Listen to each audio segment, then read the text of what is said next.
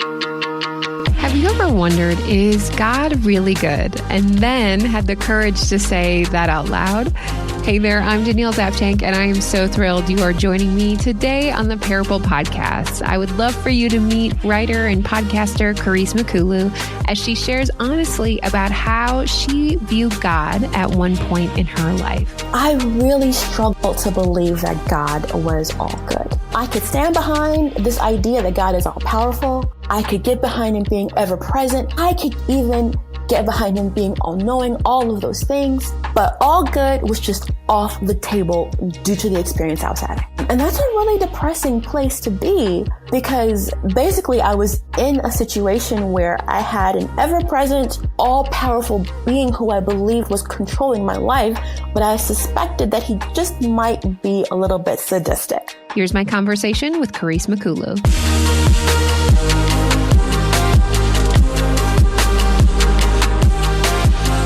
I am so excited to introduce you to Careese. We met this past fall at a Women's Speaker Collective boot camp, and we were in the Chicago area, both of our hometowns.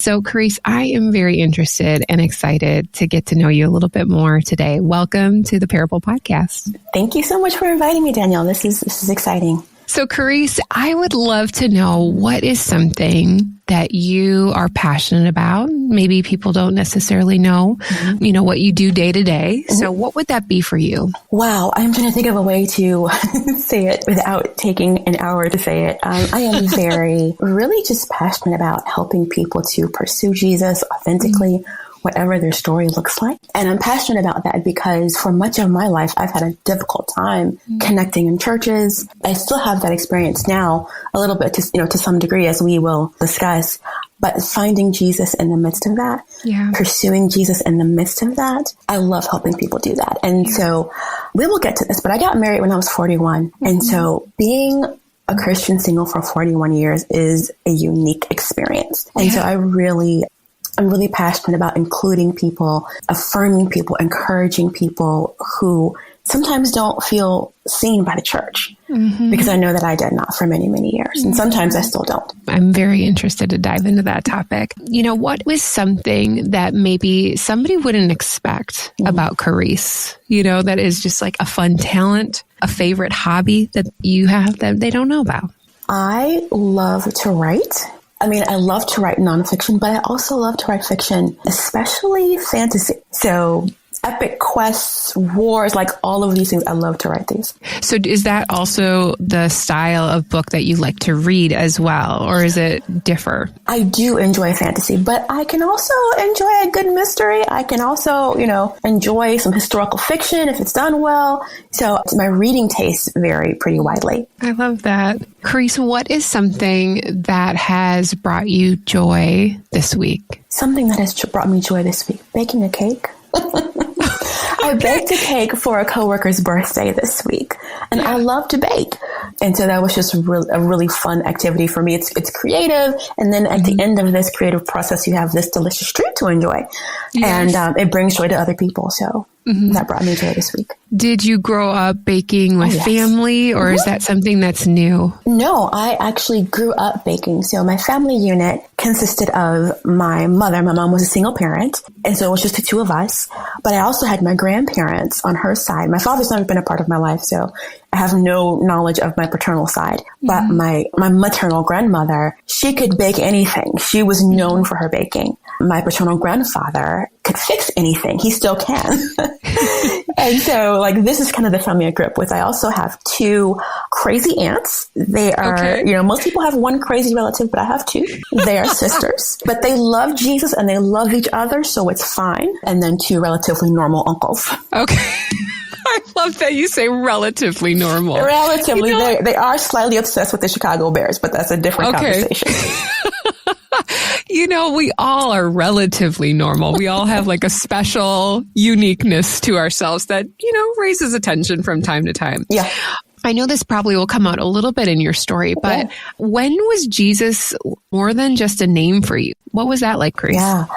So I grew up in a close-knit family. Church was central. So I grew up in a Baptist church on the south side of Chicago. My grandfather still attends that church. And so like that was a non-negotiable. We were going to church on Sunday.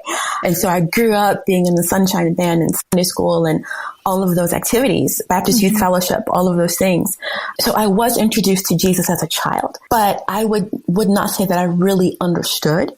I say that I heard about Jesus growing up. I knew about Jesus, but I don't think I knew Jesus till I graduated from college. Yeah. And I remember on this particular day, I had like a summer cold and I was at home by myself and I was listening to the Christian radio because I couldn't do much of anything else. And I remember a dramatic retelling of the story of the woman caught in adultery being brought to Jesus. And I just remember listening to that story, and it was probably 3 minutes, 4 minutes. But at the end of that story, I was just in tears, and I understood. I was like, oh my gosh, I'm that woman. I need Jesus. And so that would be the moment that I said, oh, I got it. I understood.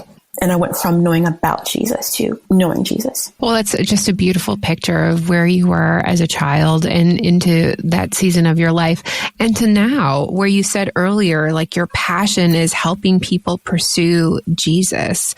I know that you have just written one of your first Bible studies for your church.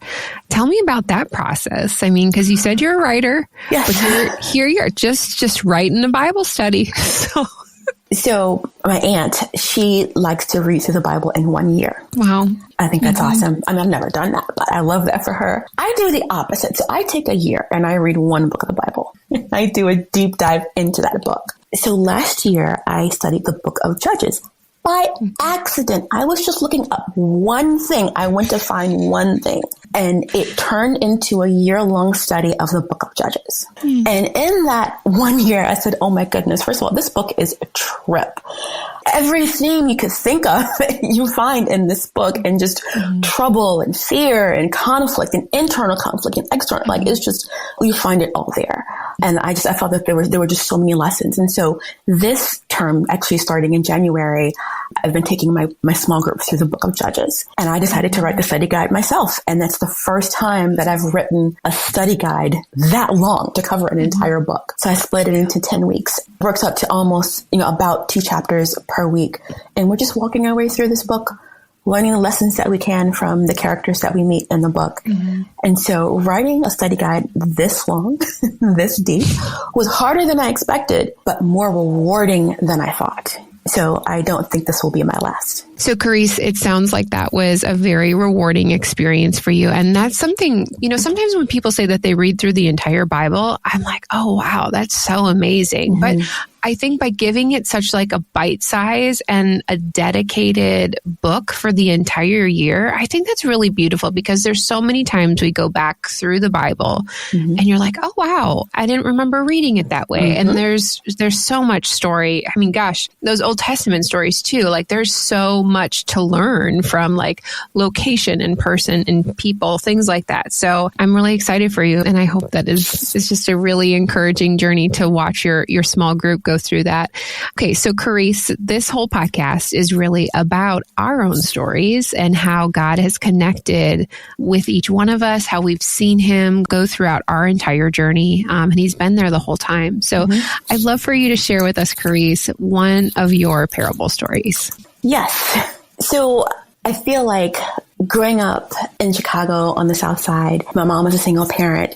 I think a lot of those stories have really rough beginnings, but mine does not. I had the happiest childhood. I was surrounded by love from the time I came into this world until this very day.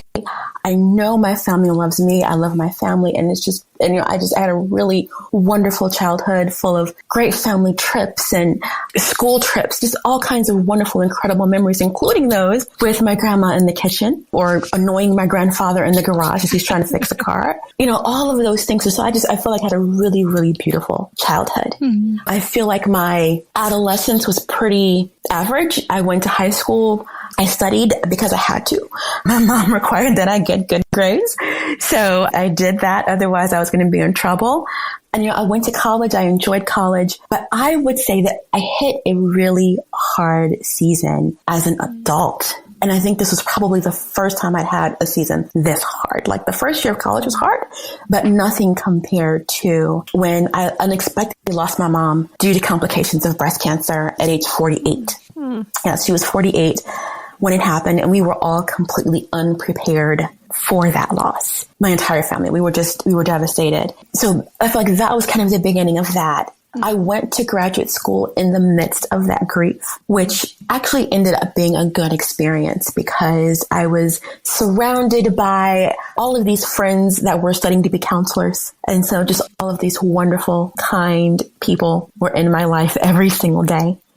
But when I finished grad school and I got my master's in biblical literature, so I was studying the Bible and studying the word in depth, I went into a prolonged season of unemployment and underemployment and just what in the entire world is happening here. And so by that time I'd come back to Chicago, realized I did not like the cold anymore. So I was not happy about being here. And so just going through that season was difficult, and I was still single. And so I'm like, what's happening? Because I was sure, Danielle, that when I went to seminary, I was going to get the plan for the rest of my life. It would be delivered to me in full form by God himself. I was also sure that I would be meeting my husband while I was there in seminary. And neither of those things happened.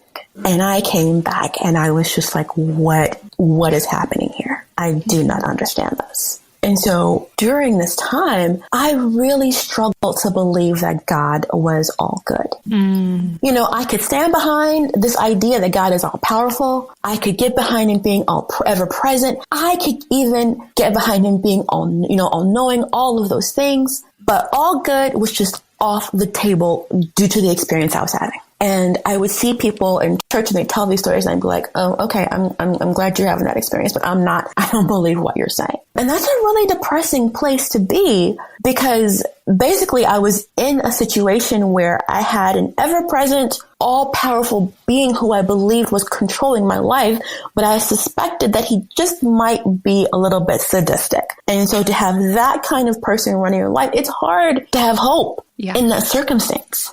I was still going to church. I went to a great church and my pastors called it a crisis of faith or a dark night of the soul. And they assured me that this is normal. But I'll tell you, I felt anything but normal in that experience. And honestly, that this was a long and difficult and dark season. It really was. And I firmly believe it was the grace of God that brought me out of that difficulty and out of that season. And it was time with Jesus that helped me come out of that. More time studying the word of God that brought me out of that. And I think partially just more time on the planet that helped me gain some wisdom and gain some perspective. I also read been reading some really great books. One of them, some of them that really helped. And even some of these are just recent books that have just really helped me look back and understand this process. One of them is Treasures in the Dark by Catherine Wolfe. Wonderful book. Experiencing Friendship with God by Faith Yuri Cho. Oh my goodness, so challenging. And then Uncharted by Ines Franklin. These books really, really helped me. But I honestly feel like one of the things that I gained, I would sum it up to say that, perspective makes all the difference. Because I tell this story and my aunts laugh at me. When you hear the story, you'll understand. So my grandmother has a brother, we call him Uncle Polly, and Uncle Polly is still alive and well. My grandma's passed away, but Uncle Polly is alive and well. But I remember him coming over when I was little, and he would pick me up, and he would swing me around, and he would tickle me until I could hardly breathe, and I'd be laughing and giggling, and it was always so much fun when Uncle Polly came over. But he was big and strong, and I knew this man was a giant. He was so big and so tall. And so when I tell this story to my aunts, they laugh at me because my Uncle Polly is alive and well. And I see him a few times a year, and he is definitely not a giant. I am 5 foot nothing. Uncle Polly might be 5'3". Definitely not a giant. And when I tell my aunts this story, they're like, he's never been that tall, But I didn't know that because I was so small. And to me, he was humongous. He was the tallest. So, I feel like that kind of perspective can make all the difference. And so I feel like just having more time with Jesus, more time on the planet, more time walking with Jesus and studying his word has helped me to get some additional perspective on just these hard seasons that we go through. And so I think with some of that perspective, there were some things that I really missed. I would sit and I would compare my story to other people's story. And I'd be like, oh, they have the ideal. I don't have the ideal. But I think what I was really missing is that nobody has it easy. Like, hardship comes for everybody. You may not see it. They may not tell you about it, but that doesn't mean that it's not present and that it's not affecting them. And you don't know what season people will walk through, because some of those same people whose stories I envied, I look back and I've just seen, just really, really hard seasons that they've walked through that I'm sure they didn't see coming either. So no one is excluded from hardship. It comes to all of us. Yeah. And that's something that I just could not quite understand at that time. I also think that my understanding of God's goodness and God's love and God's care were warped because I thought those things equated to an easy life where everything goes perfectly. Yeah. That's just not the case at all. So I feel like those are some of the things that I really missed during that time when I was, just really going through the most difficult parts of it. And I'll be honest with you, I really did struggle with whether or not God was sadistic and he enjoyed my suffering. And I felt that way for a long, long time. And it's just taken that time and walking with Jesus to see his constant care for me throughout that process. There's a song that I grew up with called Precious Lord, Take My Hand. And that's exactly what he did when my mom passed away. And I know that for sure. And so I feel like just kind of looking back and seeing those things that I was able to hold on to through that season, that's really helped me to gain perspective and to see things differently and to see God differently. And I feel like it's also helped me to see what I gained from those experiences. And that might actually be the best part, because I feel like I gained so much strength from those experiences. I don't even know how to describe it. I just remember I was talking with my boss about a situation, and I was like, if this guy that, just treated me so badly all these years ago, if he came to me now, oh my goodness, it would be a totally different story, because I'm a different person. I'm a stronger person now than I was then. And so I gained all kinds of strength through those dark experiences. I also gained a really strong sense of self and just really committing to becoming the person that God wants me to be and who he has created me to be, and not someone else and trying to, conform to what someone else wants, but to really be what it is that God wants. And because of these experiences, I feel like I've also gained a lot of compassion for people who go through difficult circumstances. It's helped me to relate to others, and it's given me the ability to hold pain, not just my own, but other people's. And I feel like that's something that you don't find all that often. It has given me a much better understanding of people and human nature. And I learned to find resources. I learned to find better resources, because sometimes I felt like the church just was not giving me what I needed, but I learned how to find that community and find that guidance that I needed. I think looking back on it, because I really did feel like at that time, I felt that God was enjoying my suffering. With some additional perspective, as I look back on it, I don't think that God enjoyed that season, but I do think that he values the things that dark season produced in me. And there's a big difference. Yeah, absolutely. And here's the kicker, though. On the other side of that experience, the enjoyment is mine. Because I get to enjoy who I've become as a result of that dark season, and I intend to do just that. And in another difficult situation, I am married, but we don't have children. We had one pregnancy that ended in miscarriage, and that's a difficult situation, especially to be in churches where, there's this expectation of what your family should look like. But I feel like the things I learned in that first season are helping me in the second season. And, sometimes people will ask, well, don't you wish you had kids? Well, sometimes. But I'll tell you that what I'm doing all the time is doing my best with the hand that I've been dealt. And I intend to play that thing for all it's worth. I'm showing up for that every day. Careese, first of all, I'm so sorry for the loss of your mom, and just how that journey started for you, of just feeling so loved as a child and just like, I'm feeling welcome and free and I love the Lord. And then all of a sudden reality hits. It is, I think anytime we lose somebody close to us for the first time, it is a very jarring experience. It is. And you said that no one is prepared for loss. I don't think anyone is. We think that we are, or maybe even from a certain experience of like, okay, I think I can handle that.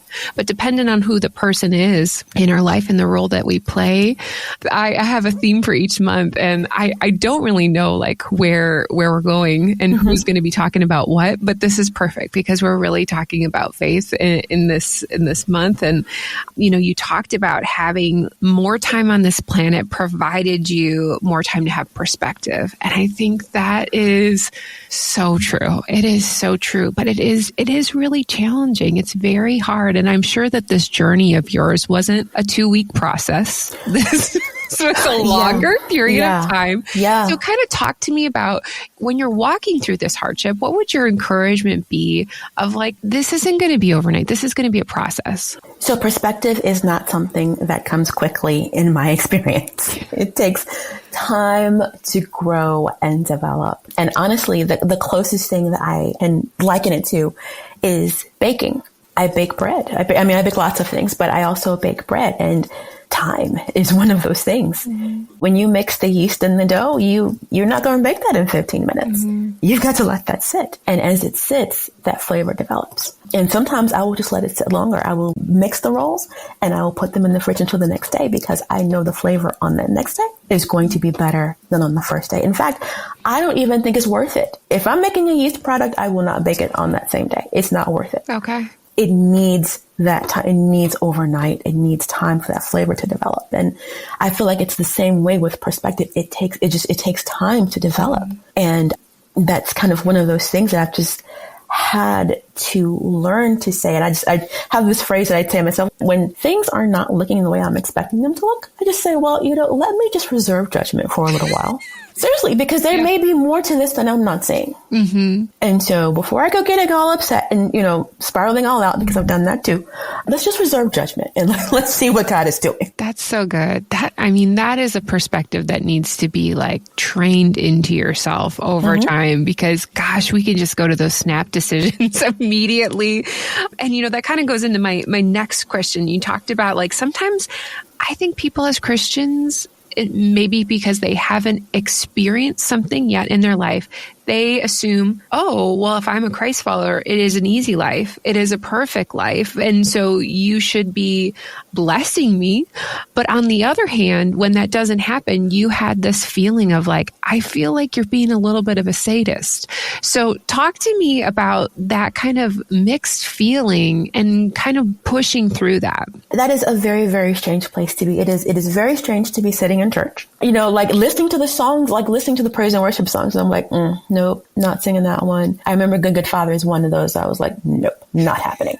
Because I had nothing that identified with that song. So I would sit and I would listen to it and I'd be like, I'm not sure what these people are experiencing, but I'm over here having something different. And so it's difficult to push through that and to have that happen. But, it's really interesting that there are these little things that anchor you or that hold you when everything else is crazy and everything else is uncertain. And it might, it's probably going to be different for every single person. But for me, when I did not know anything else, I knew one thing. I knew that I knew that I knew that God was beautiful. And, you may be listening to that and you're like, and this is important because I don't know if I can explain why, but the beauty of God is something that just captures my heart fully, completely. And so even during this time that I wasn't sure if God was a sadistic monster, I could at least fall back on the fact that God is altogether beautiful. Careese, thanks for that honesty, because I think there's so many of us that really struggle when we do have these dark nights of the soul and we are wrestling with the things that we've learned, but now we have to come face to face with it. And it is scary. It's unnerving. It's like, can I say this out loud at church? Can I say this to my small group without them being like, making me feel like I'm filled with shame, you know?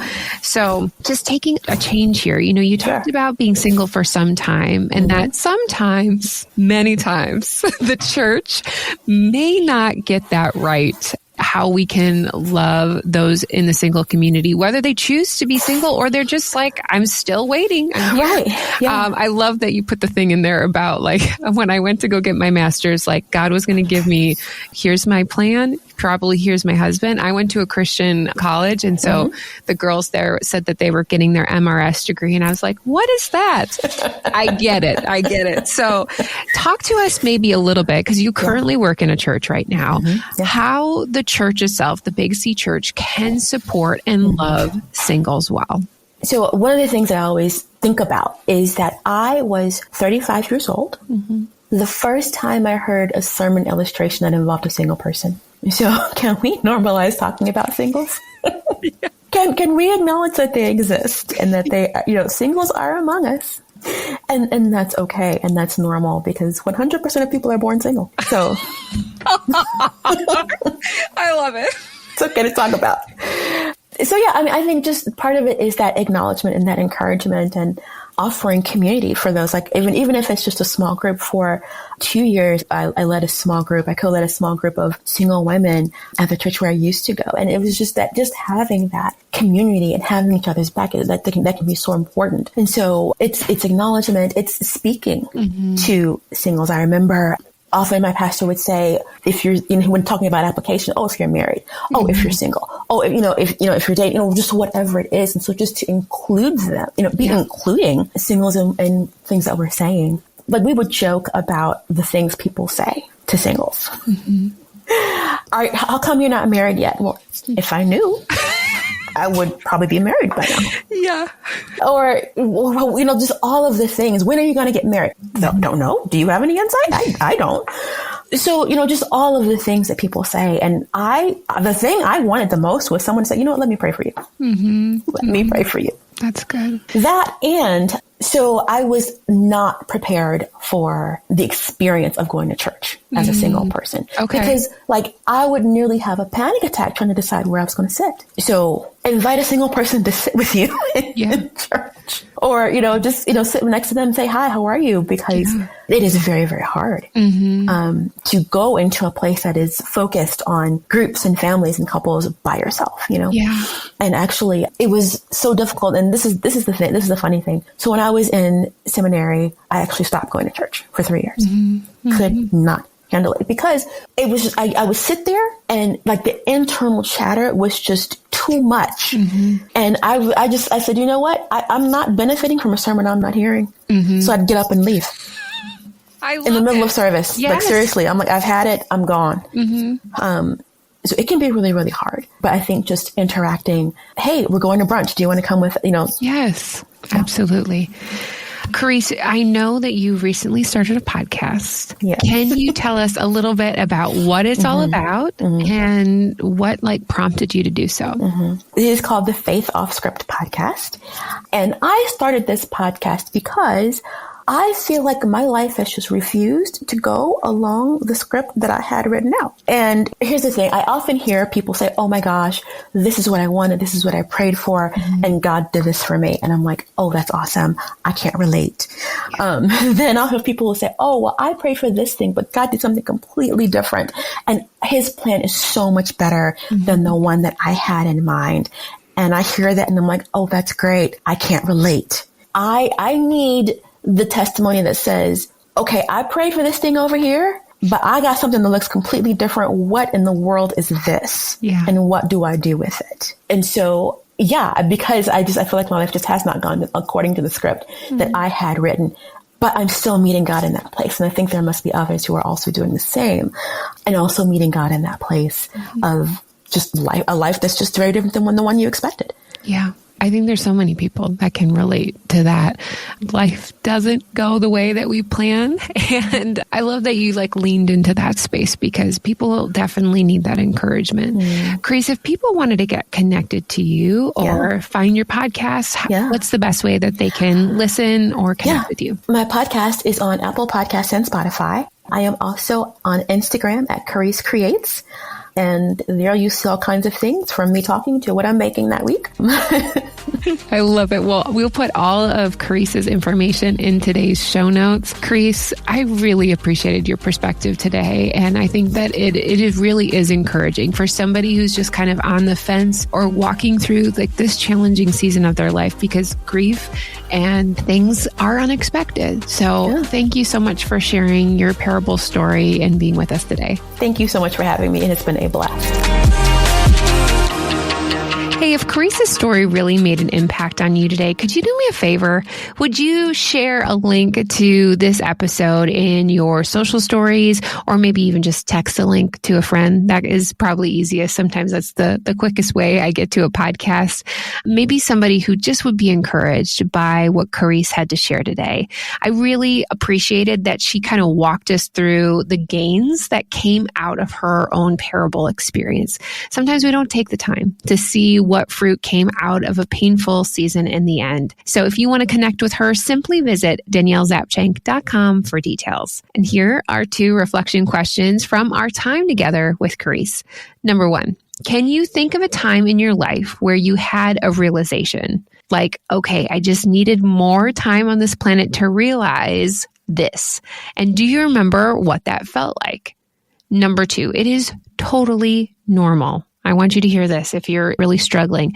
It is totally normal to have a dark night of the soul, even if you're a Christian. Okay, you've been a Christian a long time. This is normal as we grow in our faith. If you've had one, can you now see the perspective of how far you have come? This episode was edited by my husband, Eric Zapchenk, and we hope you were encouraged to think about your own parable story. Remember, your parable showcases how God is not trying to harm you, but He deeply loves you. We'll see you back again next week on the Parable Podcast.